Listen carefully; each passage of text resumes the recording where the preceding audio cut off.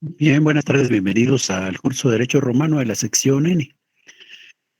Estamos estudiando la quinta unidad. Solo para recordar, el examen final es sobre las unidades 4 y 5, ¿verdad? La unidad 4 es aquella en donde tratamos la familia y la sucesión, y la unidad 5 es esta en donde estamos tratando las obligaciones y los contratos. Ya en la semana anterior explicamos el tema de las obligaciones.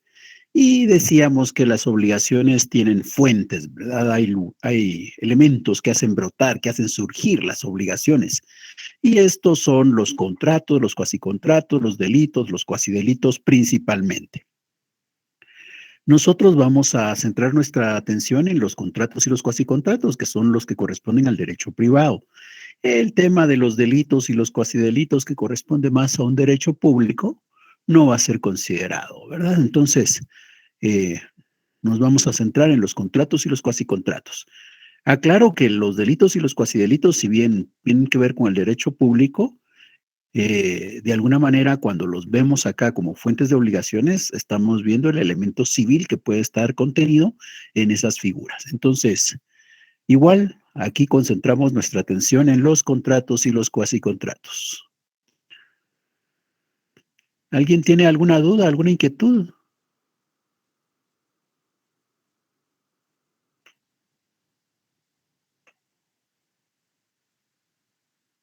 No, licenciado. Gracias, Carmen. Bien, entonces hablemos de los contratos y los cuasicontratos. Se recuerda que habíamos dicho que los contratos tienen ciertos requisitos y que hay que cumplir con ellos para que se llamen contratos. Que si de repente no cumplimos con alguno de esos requisitos, entonces no puede ser contrato, ¿verdad? Casi era contrato porque es un requisito el que le hizo falta para llegar a hacerlo. Como casi es contrato, los vamos a llamar cuasicontratos. Muy bien. Entonces, hoy vamos a centrar nuestra atención en los contratos.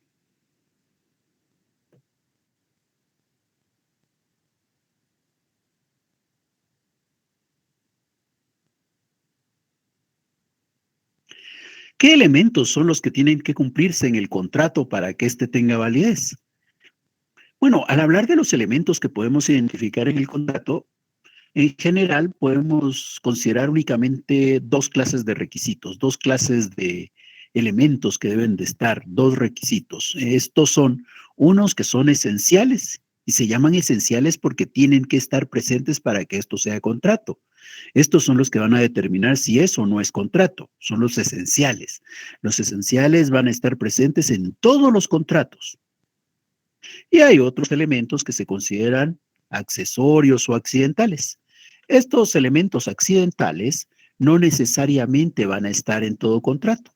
Puede ser que en un contrato estén, puede ser que en otro no estén, y no por eso deja de ser contrato. Por eso es que estos elementos se consideran accidentales. Podrían ocurrir, podrían estar presentes, pero no son indispensables.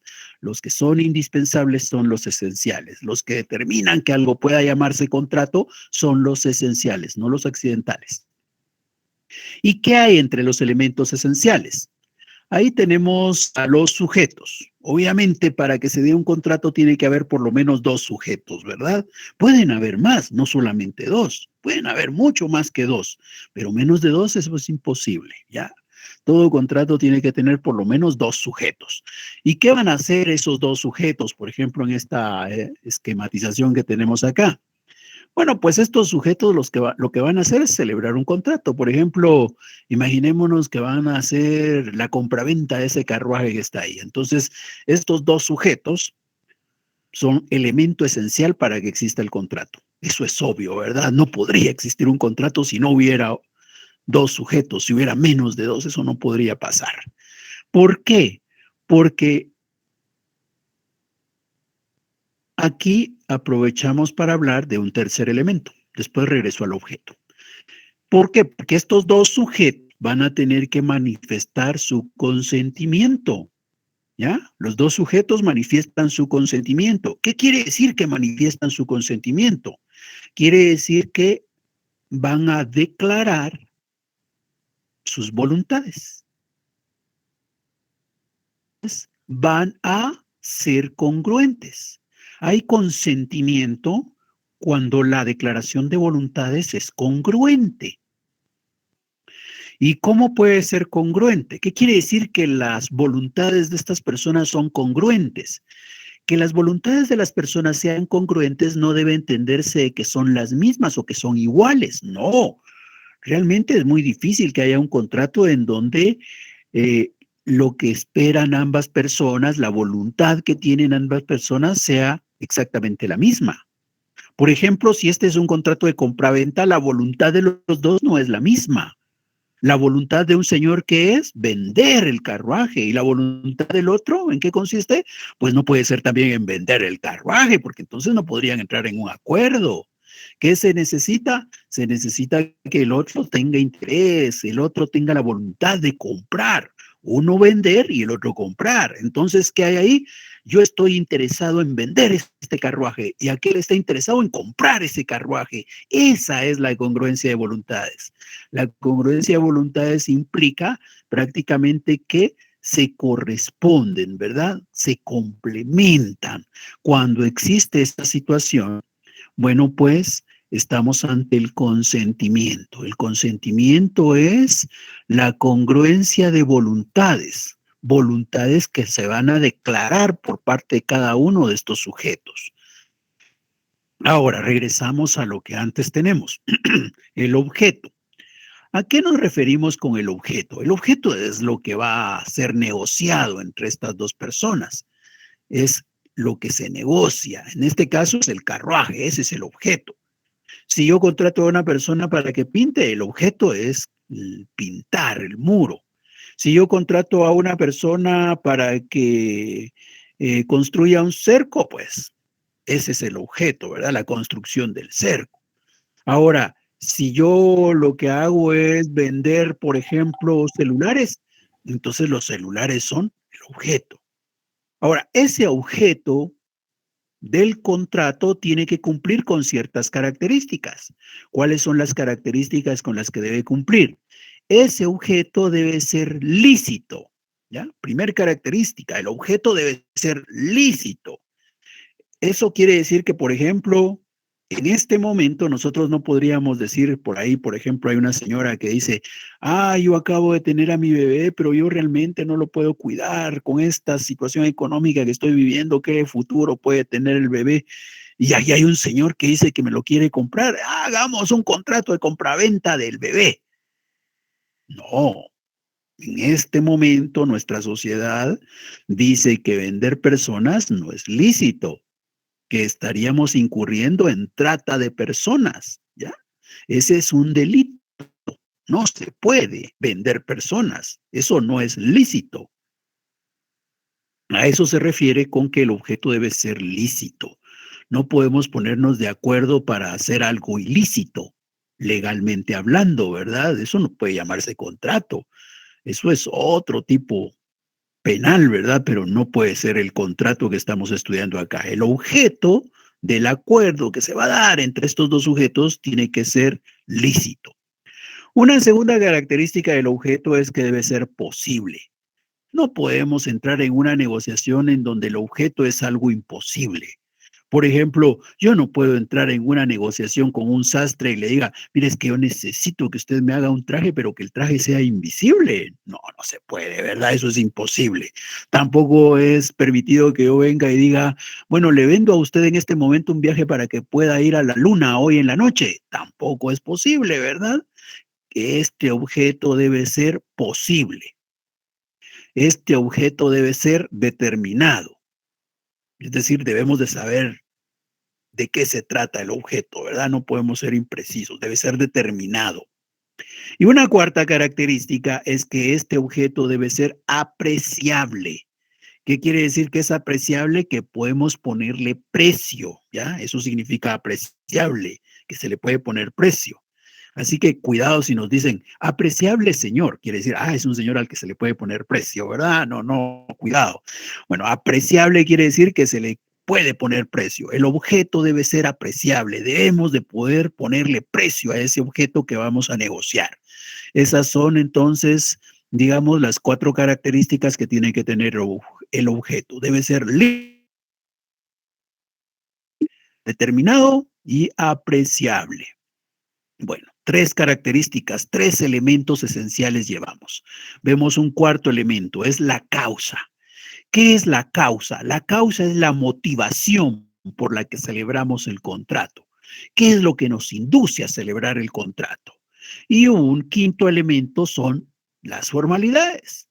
El contrato va a tener una forma y esa forma debe respetarse para que el contrato tenga validez. Como he dicho antes, estos cinco son esenciales. Imaginémonos hablando de la forma, que vengo yo y digo, ay, qué bonita esa casa, yo quiero comprar esa casa. Mire, aquí está. Y saco un atache, un maletín lleno de dinero y se lo doy al señor. Ahora deme las llaves y ya hemos hecho el negocio. No, la compraventa de bien inmueble tiene cierta solemnidad. ¿Qué implica en el caso de Guatemala? Pues esto significa que yo puedo comprar un bien inmueble solo mediante escritura pública y que esa escritura pública en su momento tendrá que inscribirse en el registro de la propiedad. ¿Ya? Esos son elementos que deben de cumplirse, son las formalidades. ¿Ya? No podemos celebrar un contrato de compraventa de bien inmueble en una hojita de papel que tenemos ahí al alcance, donde ambos vamos a manifestar que uno quiere comprar, el otro quiere vender y ambos firmamos. No, ahí estaríamos cumpliendo con que es un objeto lícito, determinado, posible, apreciable. Estaríamos los dos sujetos. Existe la congruencia de voluntades, ¿verdad? Porque aquel quiere vender, yo quiero comprar.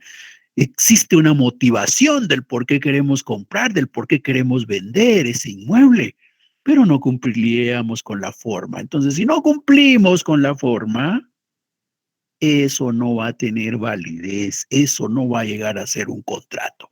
El contrato debe cumplir con las formas y esas formas están establecidas en el derecho. No es que sean la ocurrencia de las personas en su momento, no, aquí no hay discrecionalidad.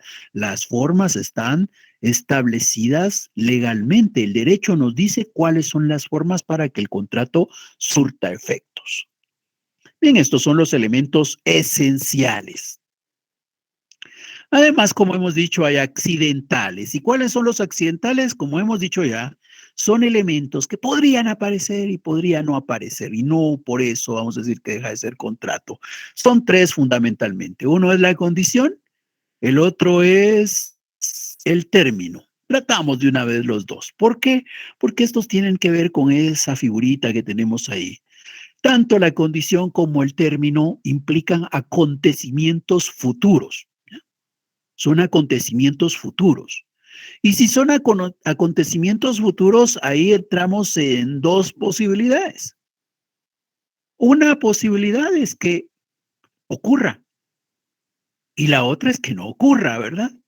Ahora, ¿tenemos certeza de que va a ocurrir o no? Depende, ¿verdad? Hay acontecimientos futuros que nosotros sabemos que van a pasar. Hay acontecimientos futuros de los cuales nosotros no tenemos certeza de que ocurra. Hablamos entonces primero de aquellos que son inciertos. Se conocen como condición. Las condiciones son acontecimientos futuros inciertos. Por ejemplo, yo puedo decir, mi hijo podrá sucederme, será considerado mi heredero universal. Sí, solo si contrae matrimonio y tiene un hijo varón como primogénito. ¿Ya? O sea, ese es un acontecimiento futuro.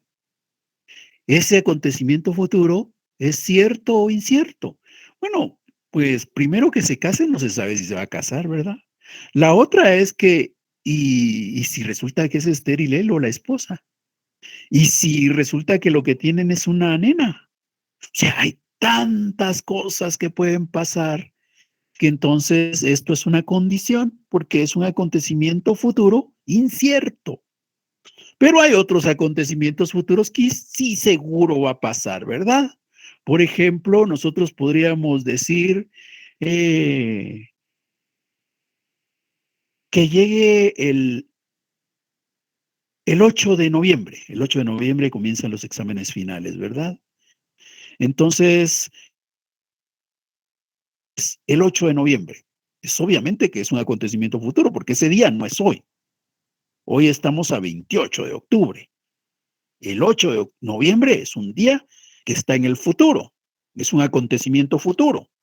Ahora, ¿será cierto o incierto? Aquí habría que ponerse en una posición un poquito conservadora, tampoco ser tan radical en el sentido de que, ¡a la gran! De repente mañana se pierde el mundo, ¿verdad? Y entonces si se pierde el mundo quiere decir que el 8 de noviembre nunca va a llegar. Pues la verdad es que aunque se perdiera el mundo, el 8 de noviembre va a llegar, ¿verdad? Lo único es que no vamos a estar ninguno de nosotros, pero igual el 8 de noviembre va a llegar. ¿Eso qué quiere decir? Eso quiere decir que ese día, 8 de noviembre, es un acontecimiento futuro, pero tenemos certeza de que va a pasar, porque no somos tan radicales también, ¿verdad? Entonces, esa certeza es la que permite decir que en ese caso estamos ante un término. Los términos son acontecimientos futuros que seguramente pasan, ¿ya? Que existe certeza de que van a ocurrir. De igual manera, el contrato puede tener términos, puede tener condiciones, pero no es necesario, no es indispensable. Puede existir el contrato sin cualquiera de esos dos elementos. Y el tercer elemento se conoce como la carga o el modo. La carga o el modo. ¿Qué es la carga o el modo? La carga o el modo viene a ser un gravamen que se va a imponer a alguna de las personas. ¿Y por qué se le está imponiendo a alguien un gravamen? Imaginémonos nosotros una situación. Vengo yo y digo, ay, yo tengo este predio en esta finca, en esta aldea, ¿verdad? No está siendo utilizado y veo tanto niño ahí sin poder ir a estudiar. Yo voy a cederle el predio a una asociación para que construyan ahí una escuela. Entonces celebramos el contrato, ¿verdad? Yo estoy dispuesto a dar el predio, aquellos están dispuestos a recibirlo. Sabemos que ese predio va a ser utilizado para la construcción de una escuela. Hemos llegado a celebrar un contrato. Pero yo digo, como tengo un ego bien grande, ¿verdad? Me preocupo porque se sepa que yo di el predio. Entonces les digo, ¿sabe qué? Les voy a poner un modo, una carga. ¿Y en qué consiste? En que le van a colocar en la entrada de la escuela una plaquita que va a decir, este terreno fue entregado por el Señor, y ahí va a aparecer mi nombre. ¿Qué es eso? Una carga, un gravamen. No era necesario ponerlo, ¿ya? Yo bien hubiera podido dar el terreno y no pedir que pongan nada referente a mi persona, pero de repente se me ocurre que sí, ¿verdad? Y entonces ahí aparece este elemento que se conoce como carga o modo. ¿Qué implica? Implica un gravamen para alguna de las partes que participan en esta relación contractual. Bien.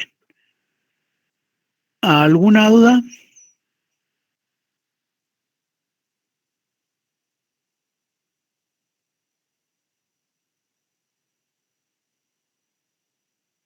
Yo sí, licenciado. Diga. Es que tuve unos problemitas de red y no logré entender bien lo de condición y término. No sé si me lo podría volver a explicar. Que la condición no siempre se va a cumplir, no se sabe si va a pasar. Y el término sí. El término existe certeza de que ocurra. Esa es la diferencia. Gracias, licenciado. Por nada.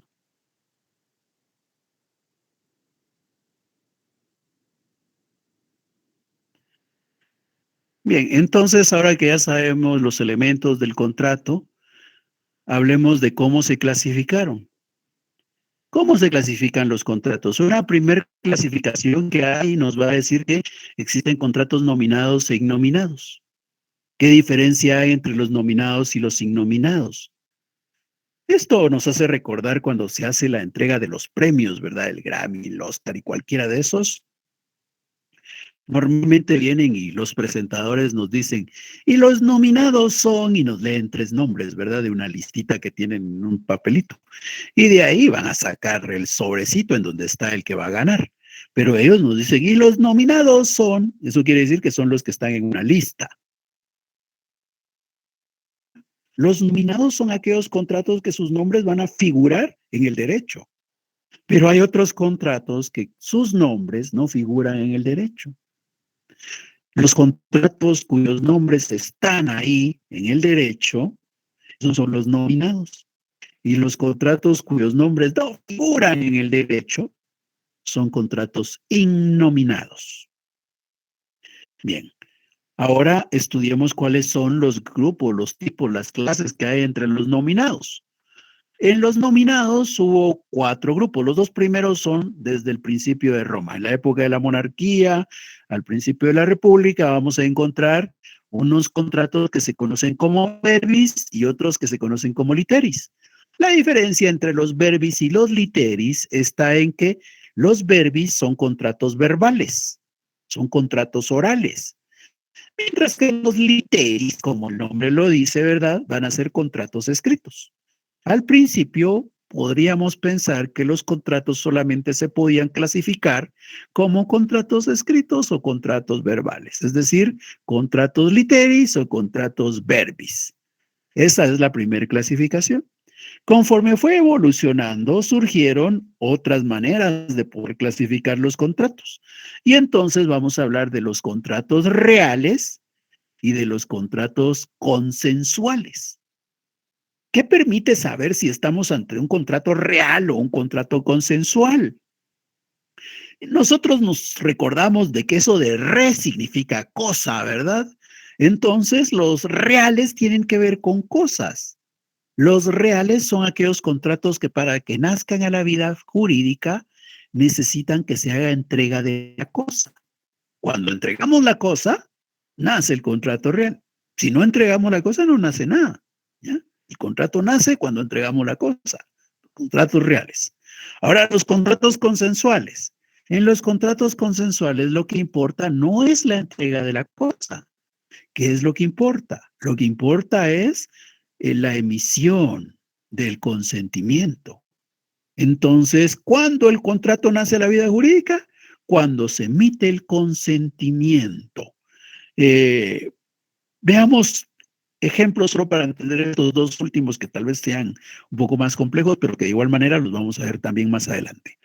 Veamos, si yo voy a comprar a la tienda un chocolate, estoy celebrando un contrato de compraventa de un chocolate, ¿ya?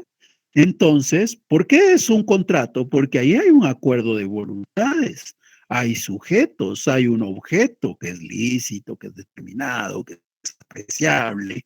Bueno, pues existen entonces los sujetos, el objeto, existe el consentimiento, porque uno quiere comprar, el otro quiere vender, y existe la forma, ¿verdad?, que es la simple entrega. Bueno, todos los elementos del contrato se cumplen cuando yo voy a comprar el chocolate. Entonces es un contrato de compraventa de chocolate. Vale. ¿Cuándo se perfecciona el contrato? El contrato se perfecciona, el contrato surte efectos, el contrato nace a la vida jurídica cuando cuando vengo yo y doy mi consentimiento, ¿ya? Perdón, cuando vengo yo y doy el dinero y aquel me da el chocolate, nace el contrato. Es decir, el contrato nace con la entrega de la cosa. En ese caso estaríamos hablando de un contrato real. Ahora, que no es bien preciso el ejemplo, ¿verdad?, pero que nos ayuda a ir entendiendo. Ahora, ¿cómo sería un contrato consensual? Un contrato consensual, podríamos decir que siempre es en el de la compraventa. Insisto que estos son ejemplos solo para entender los conceptos, no son ejemplos bien precisos, pero nos ayudan a entender. Cuando hacemos la compra de una casa, por ejemplo, una casa nueva, cuando compramos una casa nueva, entonces venimos nosotros y vamos al condominio, vamos al residencial, el vendedor nos muestra la casa modelo y nosotros nos gusta, decimos, sí, nosotros queremos y nos dice, miren aquel pedacito de tierra que está allá al fondo, ahí le podemos construir su casa. Y nosotros decimos, sí, muy bien. La casa todavía no está. Lo que está es el terrenito. Nosotros no sabemos qué va a pasar en el tiempo, ¿verdad? Pero hemos decidido comprar la casa. Compramos la casa inmediatamente, pero el contrato ya no es la vida jurídica. Entonces, ese contrato, ¿qué sería? Consensual. ¿Por qué? Porque nació la vida jurídica con el consentimiento de las personas. Entonces, ahí estaríamos ante ese aspecto de el consentimiento. Bien, insisto, eso solamente fue para que lo entendiéramos más o menos, ¿verdad? Solo para que tuviéramos una idea. ¿Por qué? Porque lo vamos a ver más despacio. Por ahora nos vamos a concentrar en los contratos verbis y los contratos literis. Veamos, ¿cuáles eran los contratos verbis para los romanos? Los contratos verbis, los contratos verbales, encierran primero, como ejemplo, el negocio per aes et libra. Negocio per aes et libra. El negocio per aes et libra es del que hemos estado hablando ya en varias oportunidades. Se recuerdan que hemos dicho que hay dos señores, uno quiere comprar, el otro quiere vender. Vienen estos dos señores entonces y el que compra lleva a un señor con una balanza y en la presencia de 5 testigos coloca en un platito de la balanza sus aes, por eso lo de aes, ¿verdad? Per aes et libra. Entonces coloca en un platito de la balanza sus aes y dice, yo compro, y dice lo que quiere comprar. En el otro lado de la balanza, en el otro platito, debiera estar el bien o simbólicamente el bien que se va a comprar, ¿verdad? Ese negocio que se está haciendo ahí, ese negocio es el que se conoce como per aes et libra. Ese contrato es el per aes et libra. Y se recuerdan que este per aes et libra es el contrato que le permite a un ciudadano romano, por ejemplo, llegar a ser propietario quiritario, ¿verdad? Entonces, el negocio per aes et libra es un contrato verbal. ¿Por qué? Porque no queda nada escrito en aquel momento, ¿verdad? Simplemente están los 5 testigos, el de la balanza y aquellos dos que están en la negociación. Entonces, ese es un contrato verbal, per aes et libra. Otro es el dictio dotis. ¿Cuándo ocurre el dictio dotis? El dictio dotis ocurre cuando se acuerda la celebración de un matrimonio. ¿Se recuerdan que allá en Roma los paterfamilias eran los que tomaban las decisiones sobre con quién se iban a casar sus hijos? No eran que los hijos anduvieran pensando con quién se iban a casar, entraran en una relación de noviazgo y que cuando se enamoraban a tal punto que decían, es que ya no podemos vivir el uno sin el otro, así que queremos casarnos. No, allá no era así. Allá los dos papás se juntaban y decían, mira, yo creo que es conveniente que mi hijo se case con tu hija. ¿Qué te parece? Ah, yo también creería que harían una buena familia. Entonces casémoslos, decían, ¿verdad? Y así ocurría, ¿verdad? De repente aquellos hasta mal se caían, pero los padres así lo habían acordado y se celebraba el matrimonio. Bueno, pues entonces, cuando esos dos paterfamilias están tomando decisiones sobre el matrimonio de sus hijos, ahí hay que considerar qué va a pasar con la novia, ¿verdad? ¿Qué va a pasar con la hija? Bueno, sabemos nosotros que los paterfamilias son responsables de cubrir las necesidades de sus hijos y de sus hijas. Ahora, resulta que cuando la hija contrae matrimonio, va a tener que abandonar su casa y va a pasar a ser parte de la casa del papá del novio, del papá del esposo. Entonces quiere decir que el padre biológico de la novia, lo que va a sufrir cuando su hija se casa, es realmente un beneficio, ¿verdad? Algo favorable. Porque cuando la hija se casa, la hija se va a la casa del esposo. Por tanto, el padre ya no tiene que preocuparse por el vestido, la alimentación y demás satisfactores de la hija. El padre queda liberado de una carga gracias a que la hija se ha casado. Ahora el que tiene la carga es el padre del novio o del esposo, ¿verdad? Porque ahora ese pater familias ya no solamente tiene que ver cómo cubre la alimentación, vestuario y demás necesidades de su hijo, sino también de la nuera. Entonces dijeron los romanos, como aquel padre queda liberado de una carga, justo es que le entregue algo de riqueza al padre del novio, que es el que a partir de ahora tendrá la carga. Esa es la dote, ¿ya? La dote.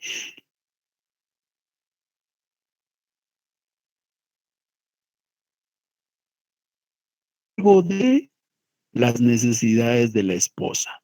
Pero eso se celebraba en un acuerdo. Ese era un contrato que se celebraba entre esos dos paterfamilias.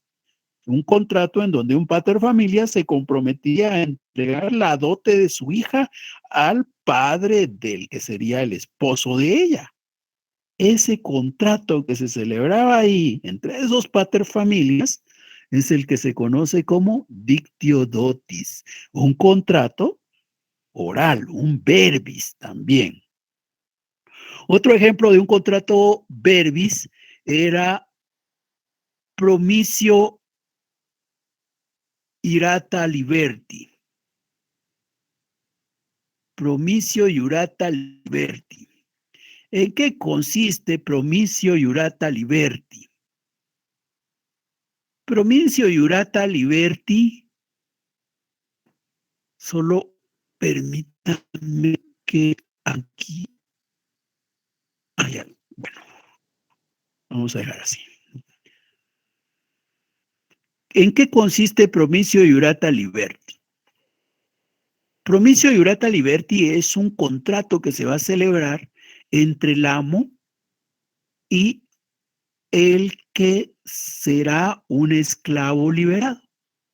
Ese contrato en donde un amo se está comprometiendo a liberar a su esclavo, ese contrato es el que se conoce como promisio iurata liberti. Ese contrato era, como hemos dicho, también de carácter verbal. Era un contrato que no quedaba por escrito.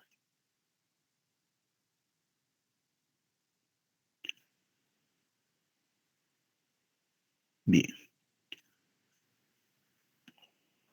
Ahora, ¿qué otro contrato tenemos siempre dentro de estos contratos que son verbales u orales?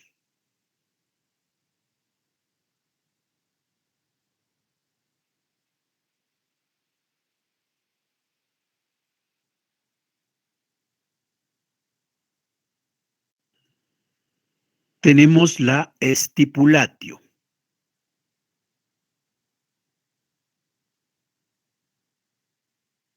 ¿Qué ocurre en la estipulatio? La estipulatio, como hemos dicho en otra oportunidad, es un contrato de carácter verbal que tiene la característica de contener una sola obligación. Es un contrato en donde solo hay una obligación para una persona, obviamente, para un sujeto. Si hay obligación de un lado, obligación del otro, entonces ya no es un estipulatio. Si alguien tiene dos obligaciones, ya no es un estipulatio. La estipulatio es un contrato verbal que se va a caracterizar por encerrar una sola obligación. Bueno, solo vamos a corregir algo aquí en el de iurata, ustedes, que faltó una U.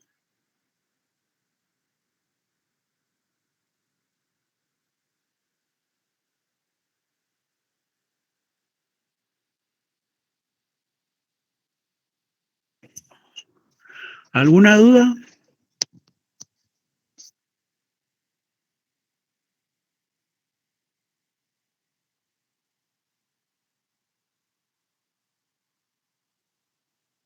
Bien. Como ya estamos por terminar, ¿verdad? Ya ni participar quieren. Como ya ganaron el curso, ya es poquito lo que les falta para llegar al 61, ¿verdad? Ya no quieren intervenir, pero está bien. Vamos a hablar ahora de los contratos literis, los contratos que son escritos. ¿Cuáles son los que tenemos acá? Aquí existe uno que se conoce como nómina transcriptiva. ¿En qué consiste la nómina transcriptiva? Ese podríamos todavía encontrar alguna ilustración en estos días. Imaginémonos que yo tengo una situación económica difícil Y que entonces digo, ay, yo voy a ir con el señor de la tienda y le digo, mire, señor, disculpe, fíjese que yo estoy en una situación bien complicada. No he recibido mi pago de la universidad, pero a mí me ofrecieron que me lo van a entregar, así que hágame un favor. Deme al crédito algunos bienes que vamos necesitando en la familia durante el transcurso. Yo al final del mes vengo y le pago. Y él me dice, yo sé que usted es una persona responsable y de verdad la situación económica está difícil. Está bien, yo le voy a estar dando sus bienes, solo vamos a poner en esta hojita del cuaderno todo lo que va usted comprando, todo lo que se va llevando y luego hacemos cuentas al final del mes. Ese es el contrato nómina prescriptiva, ¿ya? Lo que tenemos ahí es una lista que se va a ir formando con todos los bienes que vaya comprando y que tendré que pagar al final del mes. Por eso se llama una nómina transcriptiva, ¿ya? Porque está en una tablita, obviamente, porque en aquel entonces no había un cuaderno, ¿verdad? En una tablita van anotando lo que uno recibe. En una tablita van registrando cada una de las deudas para después saldarlas. Esto que tenemos ahí es contrato literis, es escrito, está en una tabla, es la nómina transcriptiva. Y el otro contrato escrito que se conoce, bueno, ahí tenemos dos, son los singrafos y los quirografos. Estos también son contratos escritos, obviamente, ¿verdad? ¿Qué diferencia hay entre ellos? El contrato singrafo se va a preparar en dos documentos, en dos tablitas. Y una tablita le queda al deudor y otra le queda al acreedor. Ese es el singrafo. Un contrato quirografo es el que solamente se va a hacer en una tablita. Y esa tablita le queda al acreedor. Entonces, estos son los contratos escritos que hubo allá en aquella época de la monarquía y luego durante el principio de la República en Roma. ¿Alguna duda, alguna inquietud?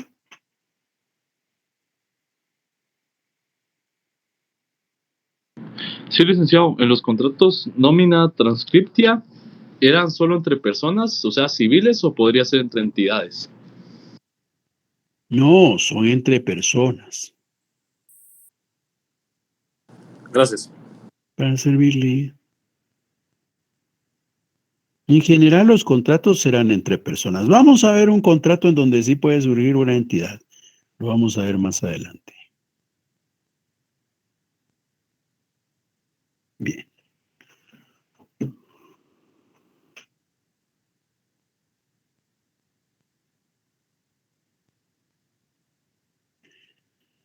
Vamos a estudiar algunas características de los contratos. Estas características que vamos a estudiar no son propias del derecho romano, aunque allá surgieron, realmente las vamos a estudiar ahora vistas en el momento actual. ¿Por qué las vamos a estudiar? Porque después nos van a ayudar a entender los contratos que estaban allá en Roma. Entonces, esto es de carácter general. Esto es válido para aquella época, pero también es válido para la época de ahora. Lo único que busca es que vayamos entendiendo algunas características que tienen los contratos, ¿ya? Veamos. En los contratos se dice que los contratos pueden ser unilaterales o sinalagmáticos. Unilaterales o sinalagmáticos. Cuando se habla de un contrato unilateral, uno diría, ala, pero y no hace un ratito me mencionaron de que dentro de los elementos esenciales están los sujetos y que cuando hablamos de sujetos por lo menos tienen que haber dos, porque solamente una persona no podría celebrar un contrato sin otra persona más. Pero ¿y por qué ahora me dicen que hay un contrato que es unilateral? Pareciera contradictorio. Pero no es así como hay que entender los conceptos. Veamos acá. Cuando se dice que un contrato es unilateral, es porque solo una de las dos partes tiene obligaciones. Siempre tenemos a los dos sujetos. Lo único es que en esa relación de dos sujetos hay uno que solo obligaciones tiene y obviamente el otro solo derechos, ¿verdad? Por la bilateralidad del derecho. Si hay uno que solo obligaciones tiene, el otro seguramente solo va a tener derechos. Entonces, un contrato es unilateral. Contrato es unilateral cuando las obligaciones recaen solamente sobre una parte, solo sobre un sujeto. Ahí tenemos los contratos unilaterales. Hay obligaciones para las dos partes, entonces va a ser un contrato sinalagmático. Un contrato sinalagmático es un contrato en donde las dos partes tienen obligaciones. Ahora, este contrato sinalagmático tiene dos posibilidades. Hay dos alternativas acá, que puede ser perfecto o que puede ser imperfecto. ¿Cuál es la diferencia? Hay ocasiones en donde las obligaciones nacen al mismo tiempo para las dos partes. Si las obligaciones nacen en el mismo momento para ambos, ese es un contrato sinalagmático perfecto, ¿ya? Perfecto. A los dos les nacen a la vez las obligaciones. Imaginémonos que celebramos un contrato de compraventa, mejor cambiemos, uno de arrendamiento de bien inmueble. Celebramos un contrato de arrendamiento de bien inmueble.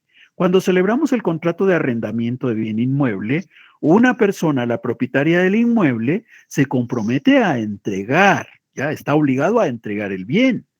Está obligado a asegurar que ese bien es, por ejemplo, si es para vivienda, cuenta con las condiciones de habitabilidad que corresponde. Se compromete a no perturbar la paz del inquilino. No es de que como soy el dueño, ¿verdad? Vengo a ver cómo me está cuidando la casa y todos los días está visitando ahí. No, tiene que respetar la paz del inquilino. O sea, hay obligaciones para el dueño del inmueble. Pero el que lo está recibiendo también tiene obligaciones. Tiene la obligación de pagar la renta, tiene la obligación de conservar el bien, tiene la obligación de devolverlo cuando venza el contrato. ¿Qué nos muestra eso? Que cuando aquellos dos vienen y celebran ese contrato de arrendamiento de bien inmueble, para los dos surgen obligaciones. Por tanto, como los dos tienen obligaciones, es sinalagmático. Y como las obligaciones surgieron al mismo momento para los dos, es sinalagmático perfecto. Ahora, hay contratos en donde resulta que las obligaciones no nacen al mismo tiempo para los dos. Nacen primero para uno y después para otro. Cuando ese es el caso, estamos ante un contrato sinalagmático imperfecto. Imaginémonos una situación de un contrato sinalagmático imperfecto. Por ejemplo, yo voy a una venta de electrodomésticos y compro un televisor. Cuando yo compro el televisor, cuando a mí me dan el televisor, bueno, pero digámoslo más como un préstamo. Digamos que a mí me prestan un televisor, un vecino me presta un televisor. Me presta el televisor y entonces yo voy a llevarme el televisor a la casa para poder ver ese partido que me interesa.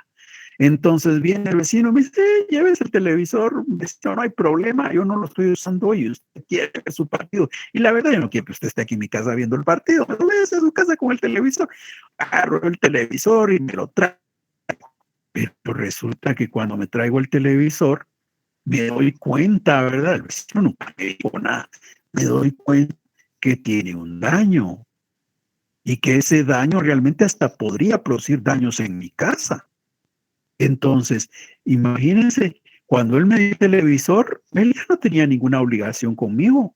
Mira, él me dio el televisor prestado, no tiene ninguna obligación. El obligado soy yo, que tengo que conservar y devolver. Pero resulta que cuando lo estoy conectando en mi casa me doy cuenta que tiene un problema que podría causarme daños a mí y a toda mi casa. Y vaya, si llegara a causar daños solo porque el vecino no me dijo, entonces el vecino tendría que responder por esos daños que se han causado. ¿Qué nos muestra eso? Que al vecino que ha prestado el televisor, al que ha dado el televisor, no tenía obligaciones, pero como consecuencia de esos eventos, le han surgido a él obligaciones también, le han brotado obligaciones. Ese sería un contrato sinalagmático imperfecto, ¿ya? Porque primero para uno y después para el otro. no surgieron simultáneamente para ambos las obligaciones. Otra diferencia es hablar de que los contratos pueden ser principales o accesorios. Un contrato es principal cuando no depende de otro para que exista. Un contrato es accesorio cuando depende de otro. ¿De quién? Del principal. Por ejemplo, yo puedo venir y decir, ¿verdad? Voy a ir a una de esas casas en donde prestan dineros y uno deja a su computadora. Como ya van a terminar las clases, ya la computadora no es tan importante, ¿verdad? Entonces la voy a dejar ahí que me den dinero para cubrir mis necesidades. Después voy a ver cómo la recupero para dar clases en el otro semestre. Bueno, entonces llevo mi computadora, ¿verdad? Entonces, ahí que estamos celebrando primero, lo que estamos celebrando es un contrato de préstamo. Me están dando una suma de dinero, ¿verdad? Entonces me dieron la suma de dinero. Muy bien. Ese es el contrato principal. En el contrato principal yo he recibido una suma de dinero prestada. Ahora resulta que me dice el dueño del negocio, ¿verdad? Pero fíjese que yo a usted no lo conozco y de verdad que debiera dejar una garantía para mostrar que va a cumplir con la devolución de esta suma de dinero. ¿Y qué garantía? Una garantía, una computadora. Aquí aceptamos computadoras, línea blanca, joyas. ¿Qué tiene usted? Ah, una computadora. Bueno, aquí está la computadora. Entonces ahí están haciendo otro contrato, ¿ya? En ese otro contrato yo estoy garantizando el cumplimiento de una obligación entregando una prenda. Entonces tengo un contrato de prenda por un lado y tengo un contrato de préstamo por el otro. El contrato de prenda existe porque se dio el contrato del crédito. Si yo no hubiera contraído aquel préstamo, este contrato de prenda no hubiera nacido. Entonces, este contrato de prenda es accesorio, es un contrato accesorio. Surgió porque existe el principal. Y el principal existe aún cuando el de la prenda no se hubiera dado, ¿verdad? Porque de repente consigo una garantía hipotecaria, una garantía fiduciaria y la prenda no sería indispensable. Entonces, aquel es un contrato principal. Esa es la diferencia entre los contratos principales y accesorios. Otros conceptos son los de contratos gratuitos y contratos onerosos. Un contrato es gratuito cuando yo recibo algo sin necesidad de pagar, ¿verdad? Y un contrato es oneroso cuando tenemos que pagar. Esto es más sencillo. Y finalmente hablamos de que hay algunos contratos que para interpretarlos, para entenderlos, para explicárnoslos, ¿qué es lo que tenemos que hacer? Pues considerar las normas. Nos vamos al derecho y leemos las normas y con base a eso los entendemos. Hay otros en los que no. Hay otros en los que no es el derecho el que nos va a ayudar a entender el contrato, sino la buena fe. Es decir, lo que creemos que las personas quieren decir. Ese es el de buena fe. Es la voluntad de las personas más que el derecho. Hay contratos que se interpretan entonces en estricto derecho. Hay contratos que se interpretan por la buena fe. ¿Alguna duda?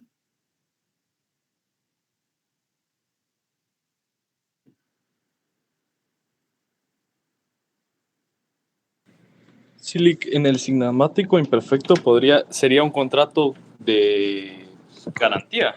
O sea, si se me arruina algo, adquiere la obligación la empresa de volverme en garantía otra vez, componérmelo, cosas así. Sí, sí, así sería. Gracias. Para servirle.